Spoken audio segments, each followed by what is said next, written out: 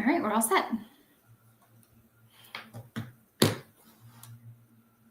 All right, we will go ahead and get started. All right, so good morning, everybody. Welcome to another Westy Live Updates, and I'm Jamie Chavez, your host from the Westminster Chamber of Commerce, and we're thrilled to have you with us here today. Thanks for joining us. As always, we're here to bring you the latest insights.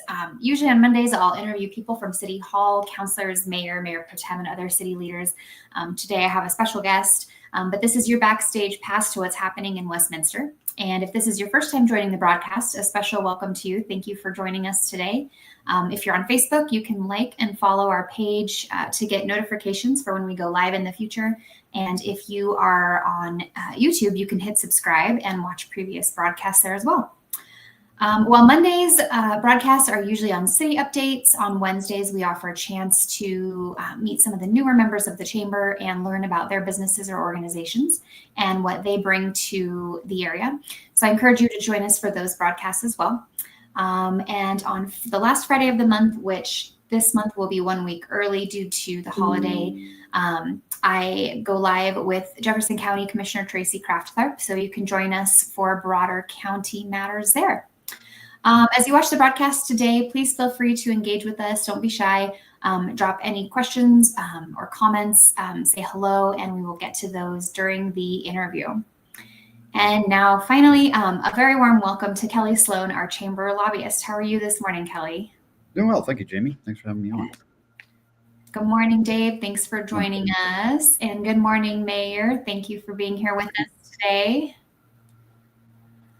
All right. Well, Kelly, we have another legislative session coming up, and maybe you can start by letting us know maybe what are some of the key legislative priorities or significant bills or other things that we can watch out for. Sure. Well, I think the overarching issue this session is going to be the roughly $1 billion deficit that the state government is in. So how's that going to impact things? It's going to rearrange everybody's priorities, both the minority parties, the business community, and of course the governor's office and the majority party. I would predict we're not going to see any new spending this year. Simply no money there. Really, the big fights are going to be, I think, over on two things. What's going to be cut, and again, that's going to be an argument over what priorities are. We could see some cuts to things important for business and for Westminster, including transportation infrastructure and those kind of things. So that's something we'll want to keep an eye on. The Joint Budget Committee certainly has their work cut out for them. We are lucky to have our very own Representative Shannon Bird is a key member of that committee. It'll be important for us to keep in touch with her as they go forward. We could also, since we do have Tabor, which prevents any new taxes from being incorporated without a vote of people. However, we could see a push for new fees on just about anything, and this could include some new business fees. So again, we haven't seen any proposals along those lines yet, but I predict that with this kind of hole and with that prioritization we were talking about, that there's going to be a large push to try and find some of that revenue through more proactive means such as fees and enterprises.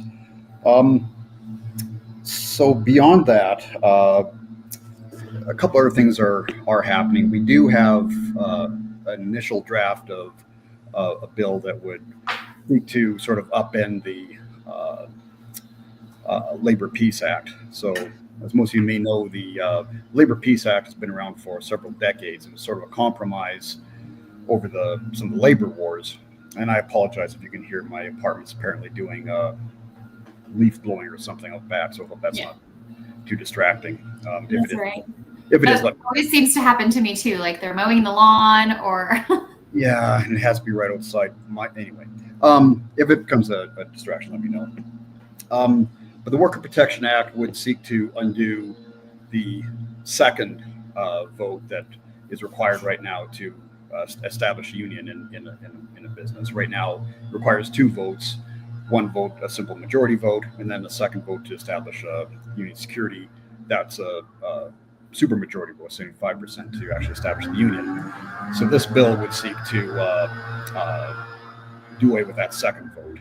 That's getting some pushback, as you can imagine, from the business community, since the Labor Peace Act has been rather important for bringing business to the state and keeping businesses here.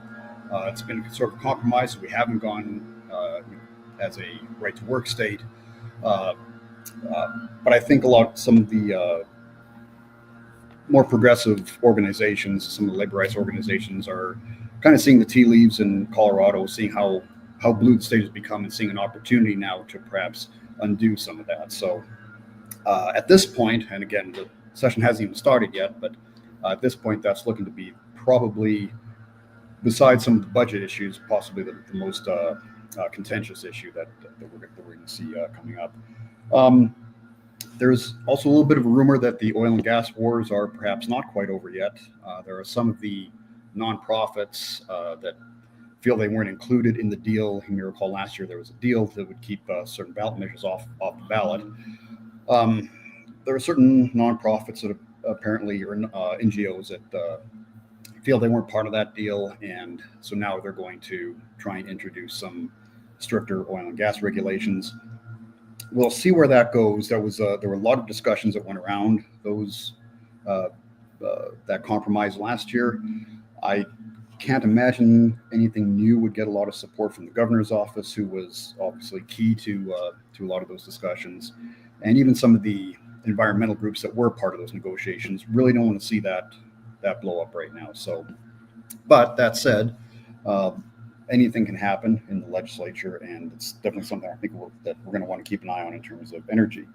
Kind of getting back to the budget constraints, one idea that's been floated out there by the governor's office to find a pretty good chunk of that money is privatization or semi-privatization of Pinnacle, which of course is the runs the workers' compensation program for the state. The governor's office predicts that privatization of that would free up probably half of what they're looking for in terms of closing that budget deficit. That could create some concerns among the business community, who like that stability of having that sole provider for workers' comp. However, from a fiscal perspective, that might be definitely doable, and definitely something that's going to be on the table. So aside from that, we do know that there is going to be a renewed push for some form of construction defect reform, construction defect litigation reform. Of course, there was a proposed bill last year that we supported strongly that unfortunately didn't make it into a hearing in the House. There's been discussions going on all summer of how this new litigation reform might look. So we look forward to seeing that. And again, I know Representative Byrd has been a big part of those conversations as well. Yeah. Do you know what maybe some of the changes are that would help push it forward this time? Well, we don't specifically yet. We, of course, when I'm seeing bill drafts, so everything's still in kind of concept stage. I think it will be, if I had to guess, I think we're going to look at something that kind of works around the edges of the issue, as opposed to, confronting it head on, if you will, to make it a little bit more palatable to some members of the majority party who, see the current litigation scheme, if you will, as protecting homeowners. And obviously, I think everybody wants to make sure the homeowners are protected from actual construction defects.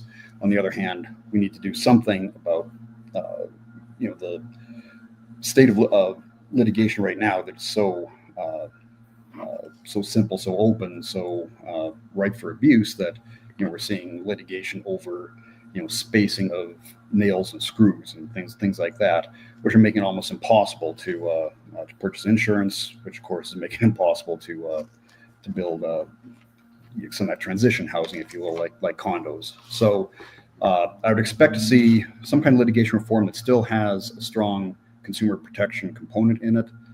Exactly what the details that look like, we're going to have 120 days to hammer out. So, okay.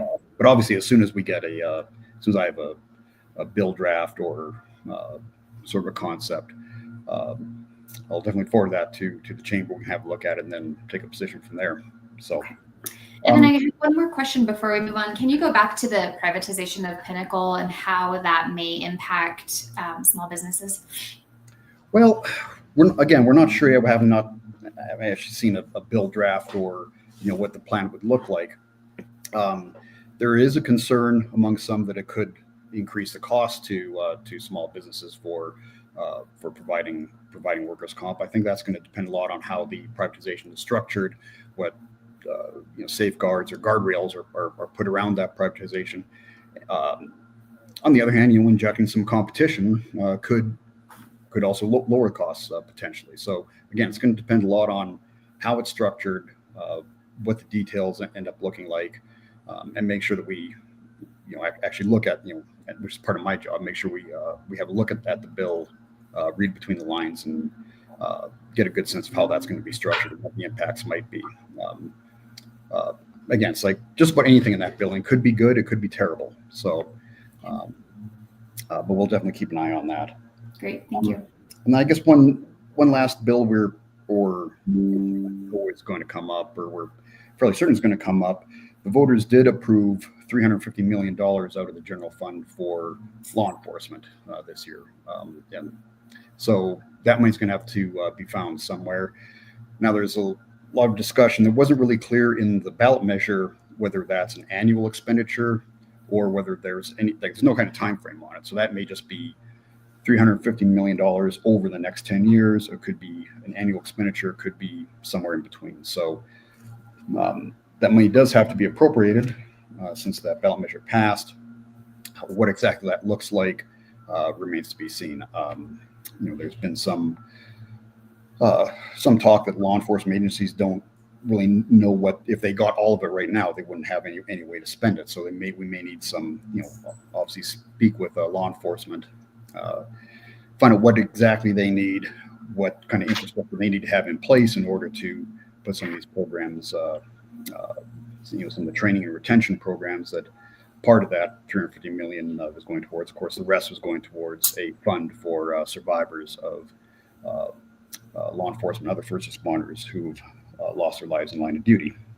And then one other thing I may mention, there may, again, every discussion I think this session is going to tie to that budget deficit, that $1 billion we're looking for. There may be a renewed attack on Tabor, on the structure of Tabor, particularly the parts of Tabor that constrict the growth of government. I know we did hear one member of Senate majority during their majority elections say that Tabor is what's keeping us from having nice things.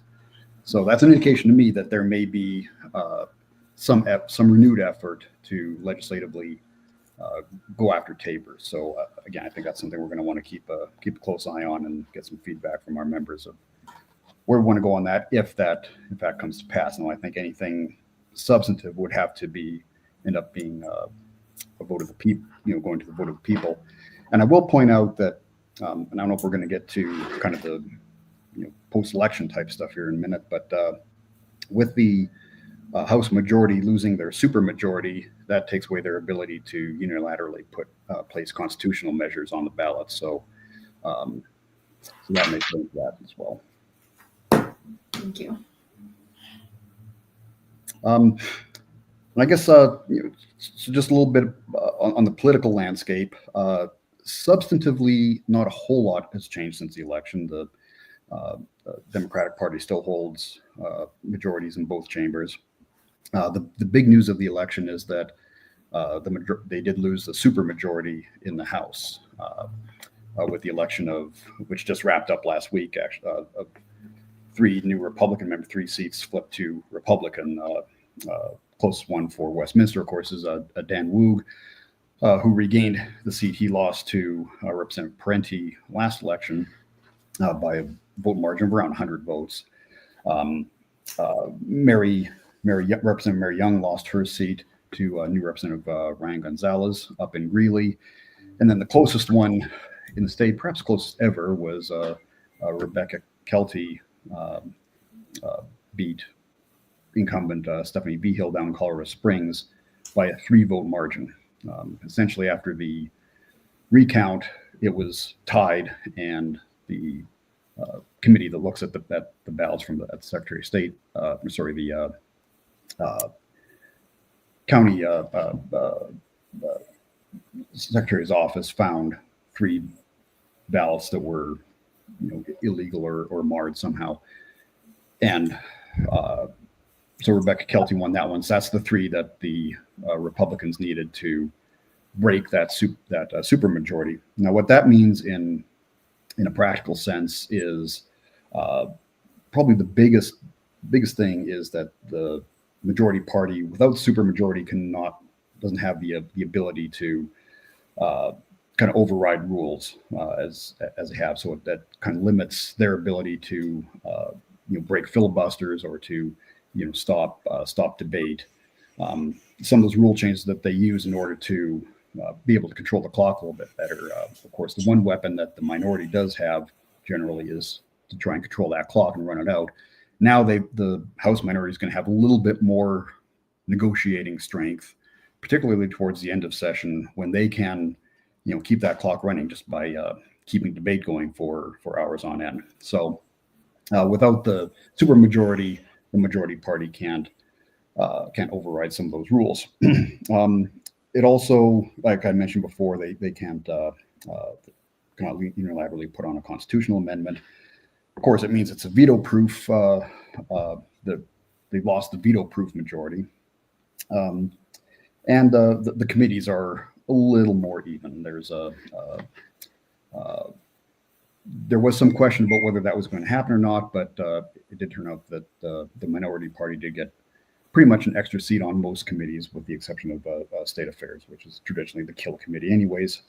And on that note, the House Finance Committee is probably the most evenly split, 13 members, 8 in the majority, 5 in the minority, and some fairly moderate Democratic members on that committee. So that could be a very important committee going forward for business. Of course, a lot of the business-related bills do end up being routed through finance, so that could be a very important committee to keep an eye on and to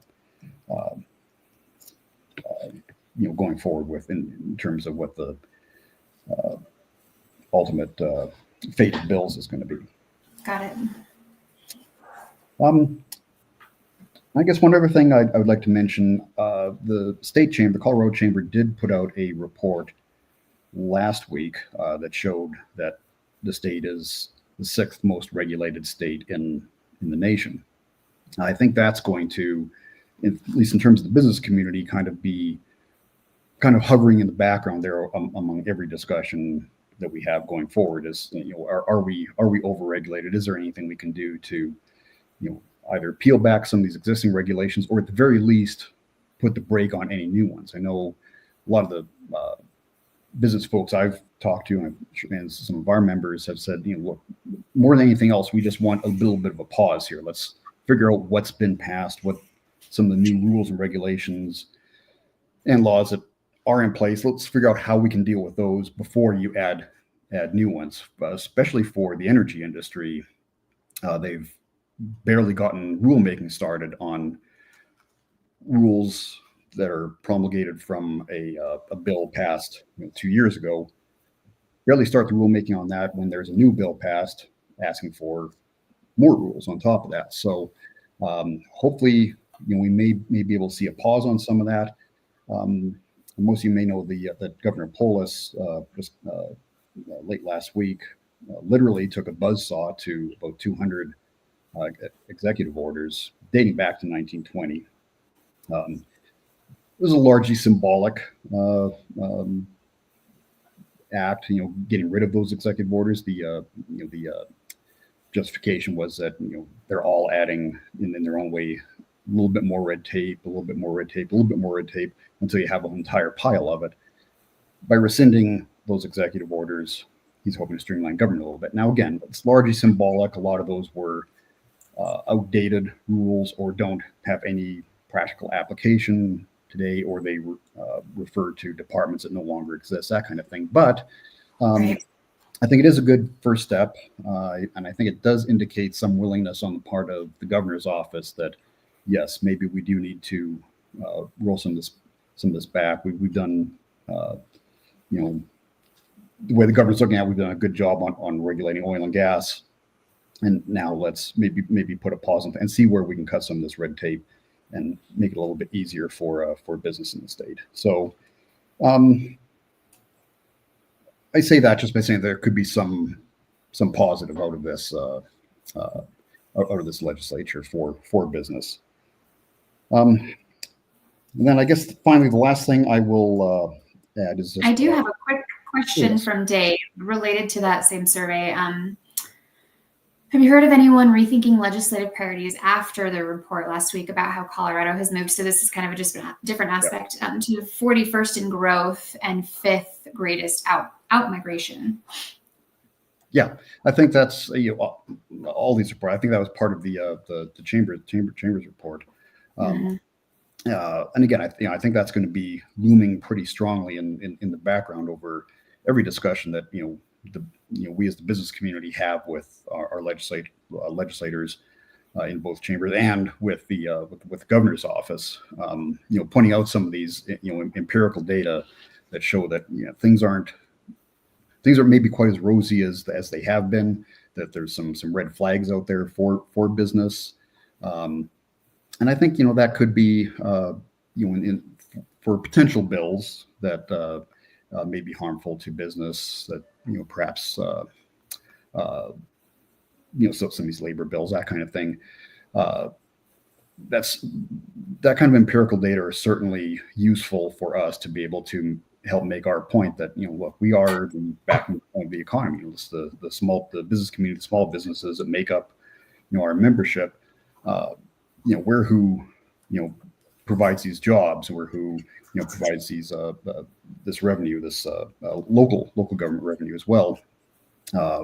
And some of these policies that may have been in place or that maybe are being contemplated aren't doing a lot to help us. And here's the numbers that prove it. So yes, I think all that data is definitely useful and definitely should at least help reorient some of those priorities. Okay, great, thank you. Yeah. And I think the last thing, obviously, all politics is local, but big federal election just happened as well, and that's going to have some impacts on local state priorities and state politics. Obviously, the direct policies from the incoming administration.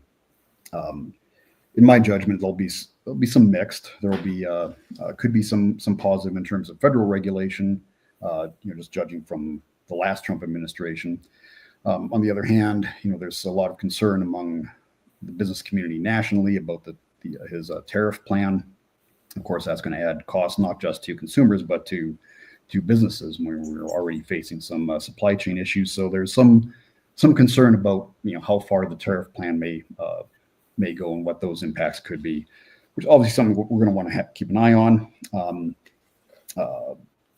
With the election of Gabe Evans, he's sort of from our neck of the woods. He did get appointed to Energy and Commerce Committee, which is big. That's not just for business. I mean, for a rookie congressman to get appointed to that committee is quite something. It says something about his potential. So that could one more strong voice I think that we have, along with Representative Pedersen and Representative Crow is kind of on the edge of our universe, but and with the other two incoming Republican legislators, Jeff Hurd and Jeff Crank, both of whom have voiced strong pro-business accolades. So I think Colorado is in a pretty strong position congressionally to perhaps support some of the good things that may come out of the administration and maybe push back on some of the less good. Now, how that translates locally, again, with the the state didn't quite see the red wave, as you will, that a lot of the rest of the country did. And I think there will be some effort on the part of the state legislature to kind of serve as a bulwark against the Trump administration. They're looking at, well, what could be coming in terms of energy deregulation or tax policy, and that I think a lot of the members of the majority party may see part of their role in being protecting some of these things that were put in place previously, and putting in place some policies that may, in their view, protect the state against what they would see as harmful policies. So we could see a push for stronger environmental regulations to kind of counteract something that could be happening federally. Could see some more consumer protection bills that may come through to, again, try and counteract what may be coming out of DC. So, point being that what happens in DC doesn't just stay there, and there's going to be some impact here, and I think that's going to kind of color the thoughts of legislators, particularly in the majority, but in the minority as well. So, great. Just one more piece of the puzzle in Denver. Awesome. What role do you see bipartisan collaboration playing in this legislative session? I think probably maybe even a little bit more than previously, just because there is that common goal of having to fill that billion dollar deficit. So I think they're initially going to want to try and find places where there's going to be some common ground, and try and get as many of those cuts done as possible on a bipartisan manner before they start going loggerheads on what other priorities are. I won't say cynic, I'll say realist in me predicts that there will be some clashes in priority. The majority is going to want to protect some of the some things the state has done in terms of protecting workers, protecting disadvantaged communities, having a more prominent role in the economy, whereas the minority is going to want to kind of pare that back a little bit. You're going to see just that clash in philosophy between one side that kind of views more favorably the functionality of government in the economy and in society in general, and one side that sees a value in pulling government out a little bit. That's inevitable, but I do think that by law they have to balance the budget. So I think that's going to force a little bit of bipartisanship, and I think there's some again. Let's take oil and gas regulations, for instance. There was a lot of collaboration and bipartisanship that took place in the last few years to bring us to where we are now. I'm not sure a lot of members of the majority are going to want to see that necessarily blow up. And there are some of the more heavily progressive members did lose in primaries earlier this year on the Democratic side, so that might have moderated the party a little bit. But I do think there's a very good opportunity this year, given the common challenges that we're facing, for bipartisanship and collaboration between the parties. Great. Awesome. Thank you. We have a couple minutes. Well, we have maybe a minute left if we go over. I'm okay with it if you are, but I'd like to give people kind of a glimpse into what your work as a lobbyist looks like during the legislative session, and what strategies you use to advocate for the chamber and for our members. Okay. Well, obviously for the first part of the year, it's going to be reading bills. We're going to get some pretty large bill dumps in the first few weeks, and it's going through those, determining which ones are going to have an impact on the chamber, prioritizing that way, understanding them, finding out what the issue that they're trying to solve with the particular bill is, and then just engaging with the bill sponsors and committee members, and just working through the process that way. For the first part of the session, that's probably the biggest job, is just identifying our priorities, identifying what bills are being introduced and how they're going to impact our members, getting some feedback from the chamber on, I'll let you know, like, for instance, I'll just use this Worker Protection Act. Hey, we have this, here's what it does, here's what they're trying to solve. Here's what some others are thinking. What's our position? Once I get some feedback from the chamber, we take a position, and then I start communicating that with the relevant members. Obviously, the approach the bill sponsors first, and then once it's assigned to committee, then we start working on a strategy. A lot of it is collaboration with other members of the business community. The state chamber has been a great ally. The Jeffco EDC, the Jeffco Business Lobby, other smaller chambers around the state, South Metro Chamber, Thornton Chamber, Grand Junction Chamber, working with all these other groups, to strengthen numbers, and then coming up with a strategy to support, oppose, whatever we need to do, helping with committee testimony if necessary. If it's something that's going to be high priority for the chamber, then of course I'll work with you as I have last year on organizing a committee testimony if we feel it's important enough for that.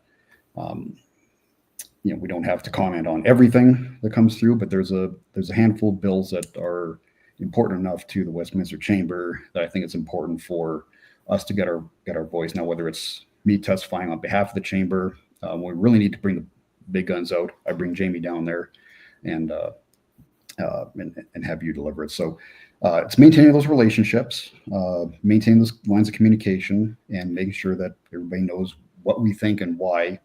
If we're opposed to something, not just because it's on line 3, page 2 of something, there's a reason that hey, this is going to impact our members, and this is how it's going to impact our members. Here's a better way to do it, and just having those conversations, keeping those lines of communication open. That's the biggest job of lobbyist in that building, is simply doing that. So. Great, thank you. Well, I definitely want to thank you for keeping us informed at the chamber, for representing our member interests, and always, directing us to things that we need to be paying attention to. Definitely appreciate that.